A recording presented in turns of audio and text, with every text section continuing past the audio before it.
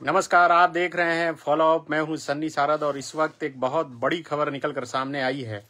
खबर ये है कि झारखंड में कांग्रेस ने अपने उम्मीदवारों के नाम की घोषणा कर दी है। लोकसभा चुनाव को लेकर 3 सीट पर उम्मीदवार के नाम की घोषणा कर दी है। खूंटी, लोहरदगा और हजारीबाग। जिस नाम की चर्चा और जिस नाम की जानकारी जो है फॉलो अप आपको पहले से ही देते रहा है, उन तीनों नामों की घोषणा कर दी गई है। हालांकि शाम तक ये खबर निकलकर सामने आई कि लोहरदगा को लेकर जो है जीच वो फंसा हुआ है। झारखंड मुक्ति मोर्चा भी चाह रहा है कि वो लोहरदगा सीट से अपना उम्मीदवार दे, अपनी दावेदारी मजबूती से पेश कर रहा है। लेकिन लोहरदगा से कांग्रेस ने सुखदेव भगत को अपना उम्मीदवार बना दिया है। ऑफिशियली तौर पर इसकी घोषणा कर दी गई है।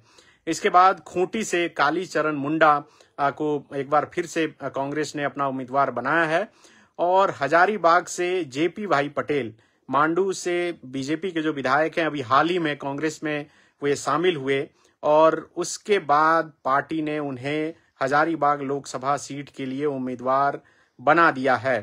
गौर करने वाली बात यह है कि रांची सीट को होल्ड पे रखा गया है, गोड्डा सीट को होल्ड पे रखा गया है।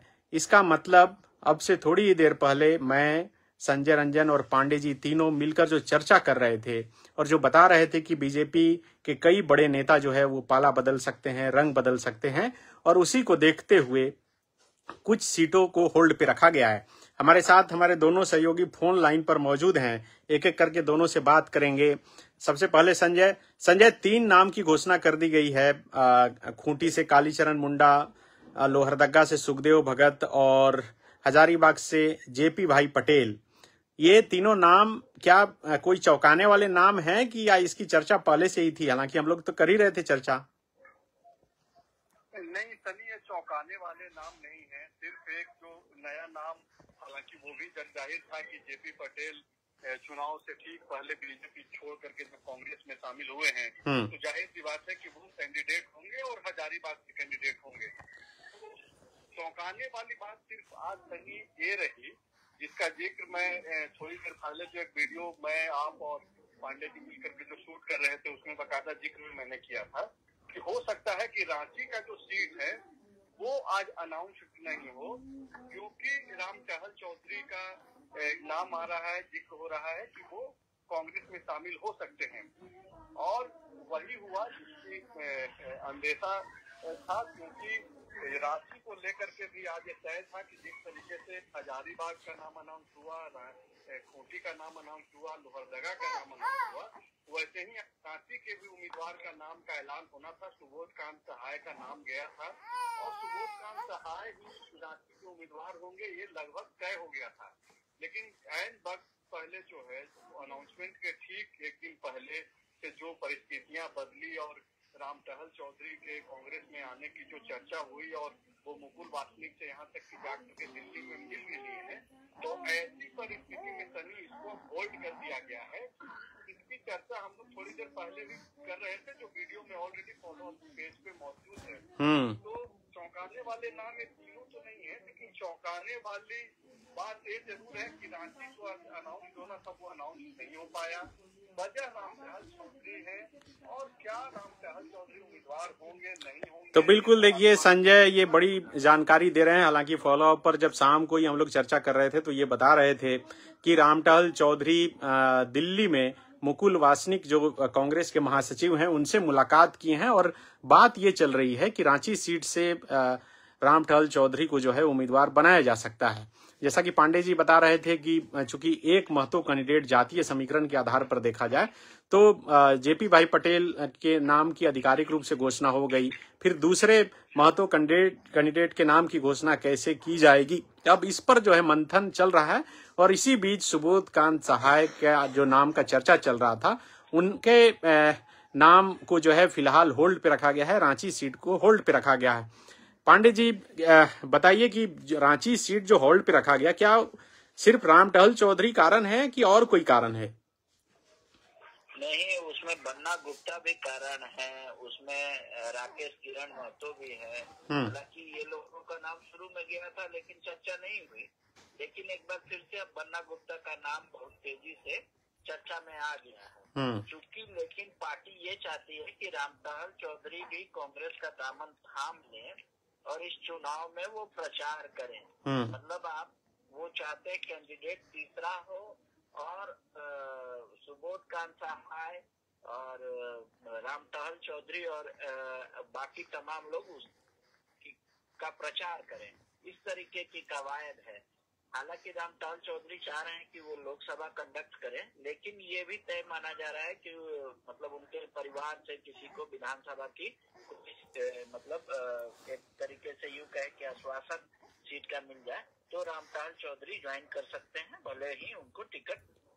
इसके अलावे ये जो 3 सीट के उम्मीदवारों के नाम की घोषणा हुई है पांडे जी, इसके अलावे कौन कौन सा सीट है जो कांग्रेस कोटे में है और वो बच गया? एक तो शायद धनबाद है, गोड्डा है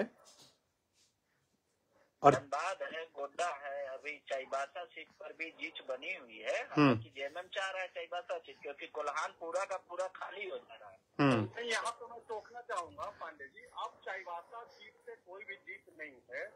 एक लोहरदगा को लेकर के सवाल था और अब जबकि कांग्रेस ने अपना कैंडिडेट दे दिया है तो अब कहीं कोई जीत नहीं है। अब इंडिया अलायंस में सिर्फ और सिर्फ एक सीट पर जीत है सनी, और वो चतरा की सीट है। चतरा पे आरजेडी ने दावा ठोक दिया है। पिछले दफा भी आरजेडी ने अपना कैंडिडेट दिया था। सुभाष यादव लालू यादव के करीबी माने जाते हैं। इस वक्त वो जेल में बंद हैं, बालू कारोबारी हैं, बालू माफिया के तौर पे जाने जाते हैं। वो पिछले दफा लड़े थे और फ्रेंडली फाइट लड़ा गया था वो चुनाव। लेकिन इस बार जो है राजद कोई भी फ्रेंडली फाइट के लिए तैयार नहीं है, और वो राजद के जो बड़े नेता हैं, लालू यादव हो या तेजस्वी यादव हो, वो दिल्ली के बड़े नेताओं, कांग्रेस के नेताओं से बातचीत कर रहे हैं। पलामू पहले से तय है कि आरजेडी के कोटे में रहेगा। सिर्फ एक जो चतरा का सीट है उस पर थोड़ी बातचीत होनी बाकी है, या फिर बातचीत अगर हो गई है तो वो हम लोगों तक ठोस जानकारी नहीं है। लेकिन संजय, आप जहां तक दावेदारी की बात कर रहे हैं, अभी आपने ही सुप्रियो भट्टाचार्य जो झारखंड मुक्ति मोर्चा के केंद्रीय महासचिव हैं उनका इंटरव्यू किया, तो वो तो लोहरदगा सीट पर भी दावेदारी कर रहे थे। अभी घोषणा होने से 1-2 घंटे पहले तक वो मीडिया में लगातार बयान दे रहे थे, और जिस तरह से कांग्रेस ने वहां सुखदेव भगत को अपना उम्मीदवार बना लिया, तो क्या वो दावेदारी कैसी दावेदारी थी? नहीं, आप बिल्कुल ठीक बोल रहे हैं। थोड़ी देर पहले तो झारखंड मुक्ति मोर्चा के लोगों ने न केवल लोहरदगा बल्कि खूंटी पे भी दावा किया, और वो भी इंटरव्यू मौजूद है। 2 घंटे पहले 3 घंटे पहले वो इंटरव्यू लगा है। मैंने ही बातचीत किया है सुप्रियो भट्टाचार्य से।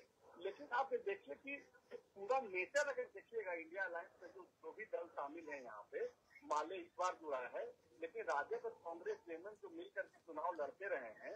आप देखिए कि आरजेडी ही एक ऐसी पार्टी है जो पिछले दफा भी नहीं मानी और फ्रेंडली फाइट के तहत चुनाव में चली गई। तो इस बार भी सिर्फ और सिर्फ चतरा को लेकर के अब जीत है। ये थोड़ी देर का ऐलान के बाद ही मैं ये बात बोल रहा हूँ। इसके पहले तक जैसा कि झारखंड मुक्ति मोर्चा दावा कर रहा था, हम लोग वही दिखा रहे थे, और वो अनऑफिशियल नहीं दिखा रहे थे, बाकायदा वो लोग कैमरा पे दावा कर रहे थे। अब जबकि अनाउंसमेंट हो गया है का, रांची में मामला फंस चुका है, और जहाँ तक बात पन्ना गुप्ता या फिर राकेश किरण महतो को लेकर के है या फिर केशव कमलेश महतो को लेकर के है सनी, तो ये 3 आधार पहले तो हो सकते थे, लेकिन अब की जो परिस्थितियां बदली है उसमें सिर्फ और सिर्फ रामदयाल चौधरी ही वो फैक्टर है जिसके वजह से रांची का जो सीट है वो अनाउंस नहीं हो पाया है। लेकिन पांडे जी, यहाँ ये बताइएगा कि अभी जैसे कि गोड्डा, धनबाद, ये और रांची, ये खास करके जो 3 सीट, अगर जो चतरा सीट को छोड़ भी दिया जाए और चाईबासा सीट को फिलहाल, तो क्या इन तीनों सीट पर कांग्रेस बोरो प्लेयर के ही इंतजार में है और यही वजह है कि होल्ड पे रखा गया है? नहीं, कांग्रेस कई समीकरण को देखना चाह रही है कि कहाँ अगड़ी वर्सेस पिछड़ी का लड़ाई कराया जाए, कहाँ स्थानीय वर्सेस बाहरी का लड़ाई कराया जाए। उस तरीके से कहाँ अगर राजपूत नाराज है तो उनका कंसर्न कितना है चुनाव को लेकर, तो ये सारे फैक्टर को देखा जाता है। साथ में ये भी देखा जाता है कि मान लीजिए जैसे आपको बताया ना मैंने पहले कि जेपी पटेल को दे दिया तो अब महतो कैंडिडेट देना उचित होगा या नहीं। अगर वो दोनों ही जिताऊ है उस परिस्थिति में तो देंगे ही देंगे, लेकिन अगर जिताऊ नहीं है सिर्फ फाइट के लिए है तो फिर उनको स्टे किया जाएगा। सुबोध कांत साय अगर खुद चुनाव नहीं लड़ेंगे तो पार्टी के लिए वो कितने बड़े स्टार प्रचारक के तौर पे काम करेंगे। उन्हें बंधु तिर्की की बेटी का भी चर्चा चल रहा है तरह तरह से। हालांकि उनका लोहरदगा सीट पर चर्चा ना के बराबर था, पर वो पार्टी दावा कर रही थी कि वो भी कैंडिडेट हैं। तो अब उन सबको एडजस्टमेंट करने का तरीका निकाला जा रहा है कि कौन सा आदमी धनबाद में आए कि वहां पे कोई मतलब ऐसा ना हो जो उनको सपोर्ट ना करे, हर कोई दिल खोल कर करे। तो धनबाद में आप देख लीजिए कि झरिया सीट अभी फिलहाल उनके पास है। बोकारो और चंदन कियारी में जैसे आपको बताया मैंने कि समरेश सिंह की एक अपनी 2 विधानसभा में मैच है। उनके परिवार से अगर कोई उम्मीदवार हो जाए तो वो क्या 2 विधानसभा को लीड करा पाएगा, ये सब भी तय हो रहा है। तो कई लोग कांग्रेस से ये भी कोशिश कर रहे हैं कि तो बिल्कुल देखिए कई समीकरण है और उस समीकरण पर बात होनी अभी बाकी है, लेकिन फिलहाल जिस तरह से 3 सीट पर कांग्रेस ने उम्मीदवार के नाम की घोषणा की है, अब चर्चा ये शुरू हो गई कि आखिर जिन सीटों को होल्ड पे रखा गया है और जो चर्चा पहले से है कि कई जो है भाजपा के नेता वो आ सकते हैं कांग्रेस में, और यही वजह है कि उनके इंतजार के लिए इन सीटों को होल्ड पे रखा गया है। कि जैसा कि अब हमारे जो दोनों सहयोगी हैं वो बता भी रहे थे कि रांची से रामटहल चौधरी जो है वो दिल्ली में जाकर मुकुल वासनिक जो महासचिव हैं कांग्रेस के, उनसे मुलाकात कर चुके हैं। और धनबाद सीट के लिए रविंद्र पांडे जो पूर्व सांसद हैं बीजेपी के, गिरिडीह से 5 बार सांसद रहे हैं, और वो पिछले दिनों धनबाद में जाकर पीएन सिंह से भी मुलाकात किए। और ये मुलाकात में क्या कुछ बातें हुई, क्या कुछ कमिटमेंट हुआ, ये तो फिर अब आगे पता चलेगा। लेकिन आप समझिए कि जिस तरह से लंबे इंतजार के बाद, होली बीतने के बाद 3 सीट के नाम की घोषणा की है, जिसकी चर्चा पहले से ही थी। हालांकि हजारीबाग में जो है कई जो है नाम सामने आ रहे थे। हालांकि जब जेपी भाई पटेल शामिल हो गए और उसके बाद ये साफ हो गया कि नहीं, अब जेपी भाई पटेल ही उम्मीदवार होंगे, और उसी कमिटमेंट के साथ ही वो कांग्रेस में शामिल हुए थे। तो और जब नामों की घोषणा होगी तो उसके बाद बहुत सी तस्वीरें साफ होगी। कल का दिन जो है बहुत महत्वपूर्ण है। कल आपको कई खबरें सुनने को मिलेगी कि कई नेता इधर से उधर हुए, और जैसे जैसे अपडेट आएगा हर खबर जो है आप फॉलो अप के जरिए आप देख सकते हैं, और फॉलो अप आपको सबसे पहले ये जानकारी देगा। और थोड़ी देर पहले हम लोगों ने बताया था कि किस तरह से 4 लोग वो मोदी का परिवार छोड़कर किसी और परिवार में या तो कांग्रेस या फिर झारखंड मुक्ति मोर्चा में शामिल होने वाले हैं। तो फिलहाल जिन जिन नामों की चर्चा हुई है उन सीटों को होल्ड पे रख दिया गया है। आप भी इंतजार कीजिए, हम भी इंतजार कर रहे हैं कि आखिर कल नामों की जो घोषणा होनी है उस नाम में, उस लिस्ट में जो है किनका किनका नाम शामिल होता है और उसके पीछे का क्या कुछ समीकरण होता है। शुक्रिया।